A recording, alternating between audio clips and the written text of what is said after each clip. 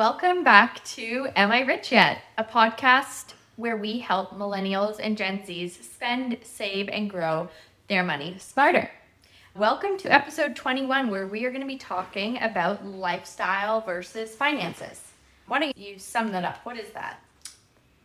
By the way, I'm Rob, George's dad, recently retired financial advisor, and I'm here to help you make smart decisions with your money. And I'm Georgia, Gen Z MBA student, and navigating my personal finances. So I feel like this is the headline for the entire podcast series. I think your generation has really struggled not so much with the lifestyle, but with the financial side and the lifestyle together. And so I think this is an important podcast, an important discussion to have, and I'm looking forward to it. Awesome. Why don't we start off with our questions of the day? So mine's going to be interesting, Georgia. What's the one thing you like least about your father? Oh my God, that's a crazy question. I think I'll say something that probably 90% of children with fathers your age would say. And I would say, like, a bit of stubbornness. And you have your opinion, and sometimes that's the opinion. And you guys in your generation are tough to mold and to change your opinion. So a bit of stubbornness, that's what I'll say. I think I've come a long way. I would actually say that with practice, with molding, you've shown some resilience in that. Okay, fair enough. Question for me. What's your most favorite thing about me? No, I'm kidding. Give me your least favorite thing about me. You're a lot like me. You can be very stubborn. Oh. And your mood can rule the house. Okay. We'll leave it at that. Okay, so we're going to be covering lifestyle versus finances. We had a lot of questions come in on this topic. Like you said, it's essentially the headline to our entire podcast series. And so we're going to jump into questions from our listeners and viewers. But before we do that, what are some things we should be thinking of? Okay. Being a financial advisor for over 30 years is a unique privilege in that you think a lot about money. And you think a lot about money in couples.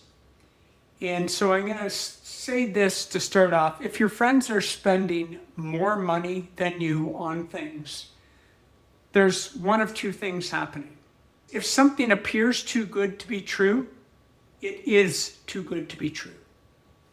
So I'd often see, I'd know someone else is a financial advisor. I know what their income, maybe their spouse doesn't work. And I'd look at the money they're spending and I'm going, they're either going into debt to spend all that money or they're getting help.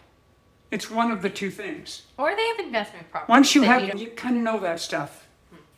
And typically investment properties, you had to buy them in the first place. So where did that money come from? So you either got help or you're going into debt.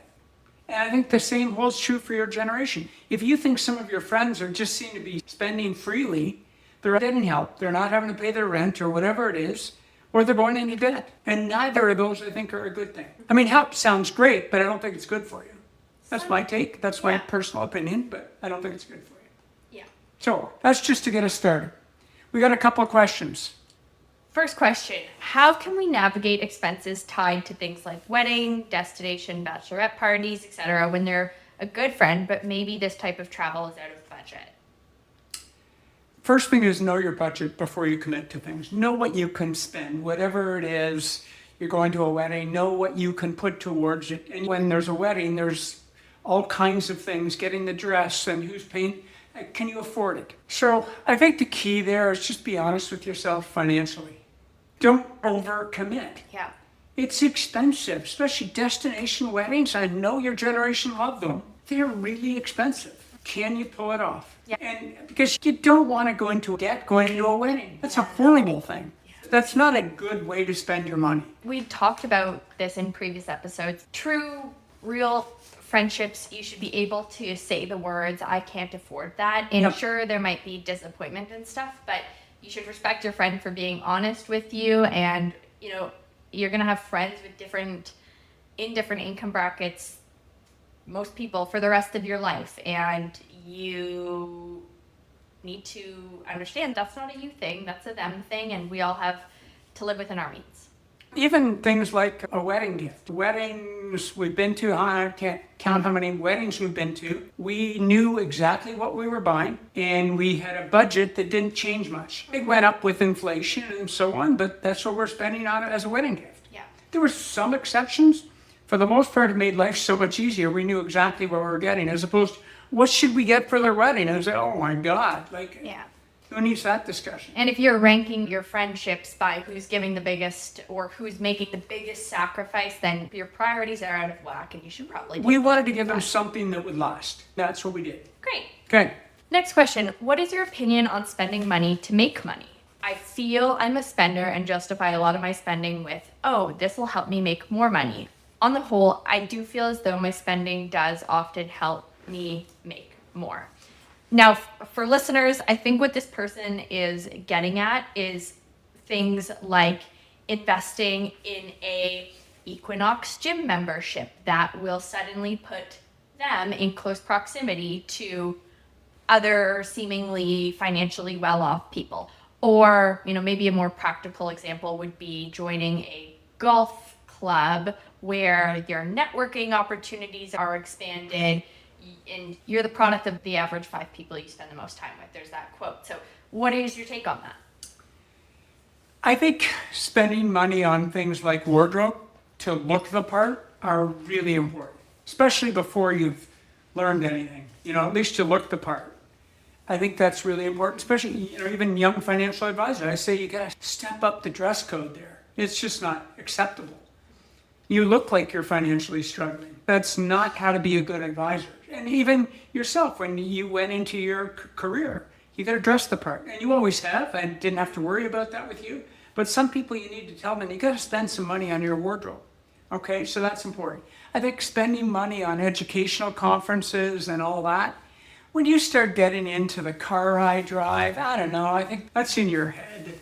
That's more, I want that car. And you're trying to justify the purchase. So, and I was never one to promote my services at country clubs or events. It just wasn't who I was. Actually, friends and family don't make great clients historically. Mm-hmm. And so, but I don't know, I think you're pushing it when you're saying I'm going to join a country club to justify the cost of it so I can schmooze and bring in people and get with the right people. No, it's Those people can spot you from a mile away and they don't want to do anything. Yeah, no, it's a good point. And I think for this writer, if you're following those kind of simple principles that we laid out in earlier episodes, make sure you're saving minimum 15% and, paying who you have to pay and paying yourself first, then if you're choosing to spend that additional income on a golf club membership or on expensive clothing or on whatever, then by all means do it if you're paying yourself first. I'm going to go back to one. Spending money on things like conferences. Mm-hmm. It was interesting. And sometimes I prefer going to a conference that was out of town. So yeah, that's a bigger expense. What was interesting is when I'd go and sit near the front. All the top advisors that I knew across Canada were always there at the front.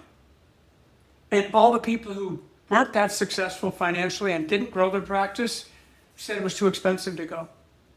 It's an investment. It's not an expense. It's an investment in the future, and I think that's important. That's important to remember, too. And so don't be afraid to invest in the future you. But know your why. Do you want to just go on a trip to San Diego? Well, exactly, right? And you're going to lunches skip for the 3 days conference? in a row? No. Yeah. And if you do that on your first conference, then no, you're wasting your money. Yeah. Okay? And if you're there, if you're putting yourself in that environment, get your money's worth. Network, invest. Give yourself Absolutely. a goal. I'm going to leave this Good conference. ideas, whatever. Yeah. 5 of which you'll implement, 2 will be good. Okay. Next up. question. What's your advice on finding a balance between living in the moment / for the experience and saving for the future? Couple things. It shouldn't be live now and save later. It should be live now and save smarter. Pay yourself first. We've talked about this time and time again. Set up your monthly plan. That first 45 years of your life, if you're going to make it to 90, the first 45 are what sets up the next 45 so you don't have to work as hard. If you keep pushing off that setup, you're going to be working your butt off for the last 45 years or not having much in retirement. Living fully and not saving, they shouldn't be enemies. They should work together. If you're doing the saving, you can enjoy your living. I've had a great life. I've been able to do a ton of things, but I always did my savings. You can do both. They're not enemies. I think a lot of your generation think they're enemies. They're not. Okay? It's doable. It's doable, for sure. These are some things that I thought of. Okay. So I've said a lot of things about your generation struggling, but you actually do have some excuses. talk to us about Okay? The cost of living in the last 10 years has outpaced your income. So it's more expensive to live than it used to be. There's no doubt.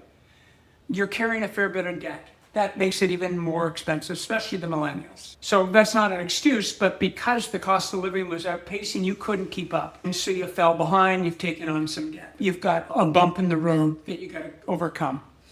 Spending on fashion, travel, eating out, you're trying to keep up. All of those things are not about enjoyment. A lot of it's about trying to keep up. So-and-so, they went to a new restaurant, let's go. You don't always have to keep up. And I'm going to touch on that later. But I think the last thing is no one ever teaches you this stuff. Maybe, hopefully your parents taught you some of it, but they certainly don't teach it in school. Or if they did, you probably didn't pay attention to it. It didn't seem a bit. When you're in school, you think you're going to be the president within the first 5 years or prime minister of the country. It doesn't typically work that way. Things are different. We've been through some rough goes. 2008 was difficult. The COVID was difficult. They've all created a tremendous amount of economic uncertainty. Yeah.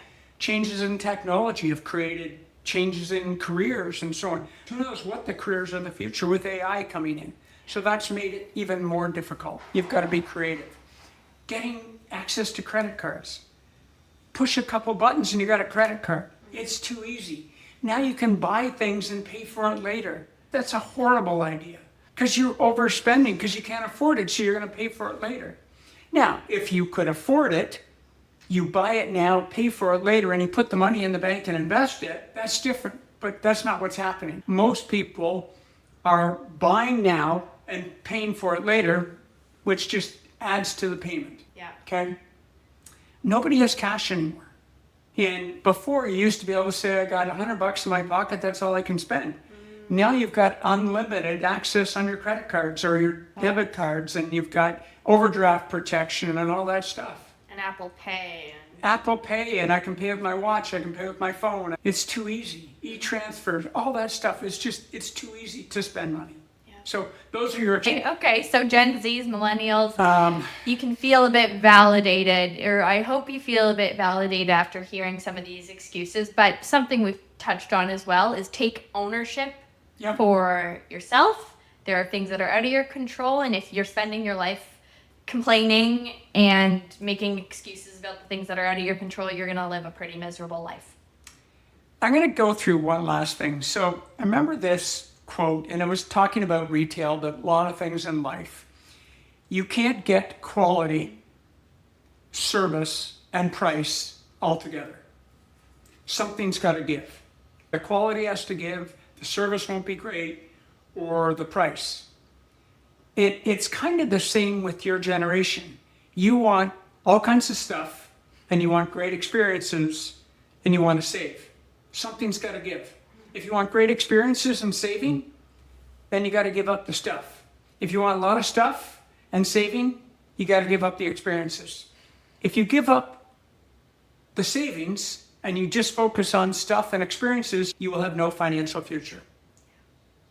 So that's my take. You can only get 2 out of 3. You can't get 3 out of 3. Just doesn't exist. What would your takeaway, Georgia, be from this one? My main takeaway would be that if you're putting your savings first and paying yourself first, then you're still able to enjoy the experiences and you can still live life.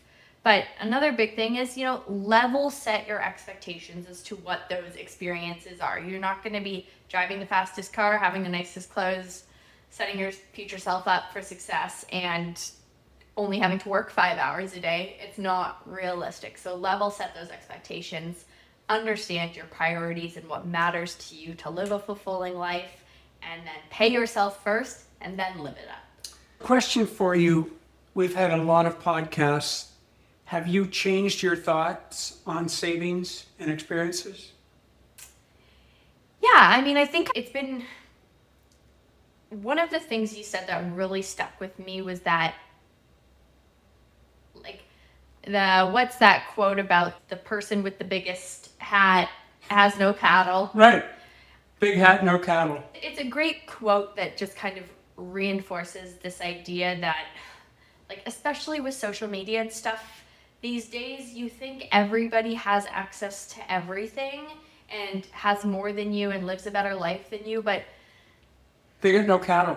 they got no cattle, and maybe they have some cattle, but life just isn't like that. And you really need to understand your purpose, what's important to you, what you find value in, and advocate for yourself. If you don't want to go out for that $200 dinner because you want to send your money elsewhere, great. You know what your priorities are, and the next step is advocating for yourself and saying no. And so that, like, deeper understanding with yourself, I think, is what I'm going to take away and the most important thing that I'm going to apply to my spending and saving habits.